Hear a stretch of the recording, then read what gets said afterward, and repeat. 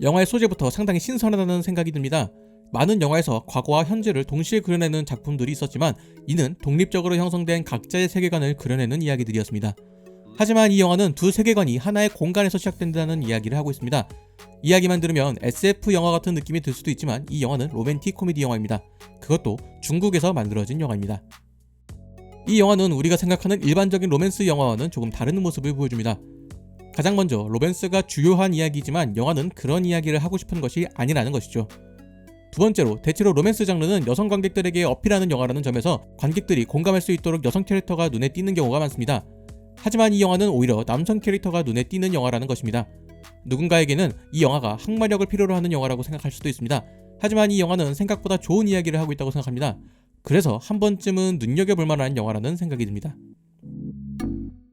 멜로 영화라는 관점에서 이 영화를 바라본다면 멜로의 요소가 그리 많은 영화는 아닙니다. 영화는 두 사람이 사랑을 형성하는 과정을 상당히 많은 부분 생략해서 보여주기 때문이죠. 서로에게 매력을 느끼는 포인트들을 슬로우 모션으로 걸어서 순간의 감정을 이끌어내는 기존 중화권 멜로와는 다른 모습이죠.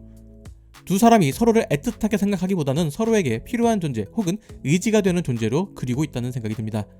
사랑보다는 인간적인 매력에 집중하고 있는 영화라고 볼 수 있죠. 이 영화가 최종적으로 할 이야기에 대한 설정이라고 볼 수 있습니다. 두 인물이 사랑을 형성하게 되는 과정이 부족하게 느껴질 수도 있지만 영화를 보는 관객들이 두 인물이 서로에게 왜 사랑에 빠지게 되었는지 의심하는 사람은 없을 것입니다. 두 인물은 그냥 바라봐도 상당히 매력적인 인물이기 때문이죠. 특히나 외모로 봤을 때 육명은 미남이라고 할 모습을 보이는 인물은 아닙니다. 약간은 후줄근한 옷과 꾸미지 않는 모습으로 등장하기 때문에 화려한 모습으로 등장하는 여자 주인공인 소초와는 반대되는 느낌이죠. 그럼에도 육명은 남자인 제가 봐도 상당히 매력적인 인물입니다. 이 인물은 인간적인 매력을 가지고 있는 인물이기 때문이죠. 순수하면서도 타인에 대한 배려가 있는 인물입니다. 애초에 소초에게 호감을 가지고 접근한다는 태도가 아님에도 그가 보여주는 행동은 충분히 매력적인 인물이라는 것을 알게 됩니다. 시간이 지나면서 멜로 장르는 환상보다는 현실을 그리는 경우가 많아지고 있습니다. 이 영화 또한 현실을 보여주는 장면이 많습니다. 두 인물이 환상을 꿈꾸고 있지만 영화는 그것을 쉽게 이뤄주지 않습니다. 인물들이 노력 없이 무언가를 얻는 것을 허락하지 않는 것이죠. 그럼에도 인물들은 자신이 주어진 환경에서 행복하게 사는 듯한 느낌을 보여줍니다. 그래서 이들에게는 큰 돈이 없어도 행복하게 살 것 같다는 막연한 느낌이 들게 만들죠. 두 사람이 처음 갈등을 겪은 것도 돈과 관련된 문제이기 때문에 이들의 사랑이 이러한 문제를 극복한 듯한 느낌을 줍니다. 하지만 영화는 후반으로 갈수록 이러한 문제와 정면으로 마주하게 됩니다.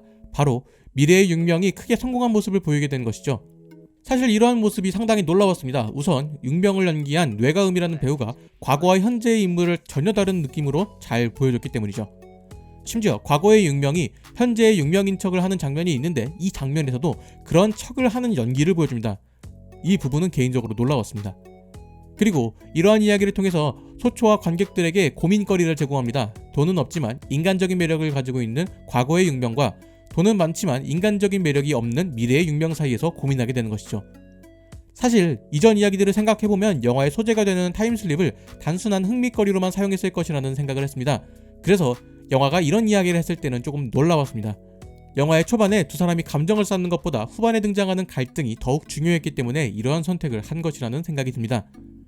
결론적으로는 이 영화는 단순히 보고 즐기는 로맨스보다는 조금 더 발전적인 모습을 보였다고 생각합니다. 적어도 영화를 보고 난 뒤에 관객들에게 생각해볼 만한 이야기를 던져주기 때문이죠.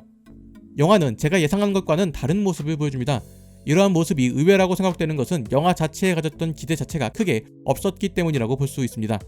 영화가 이야기하는 내용은 좋지만 영화의 전개에서는 아쉬운 부분이 존재합니다.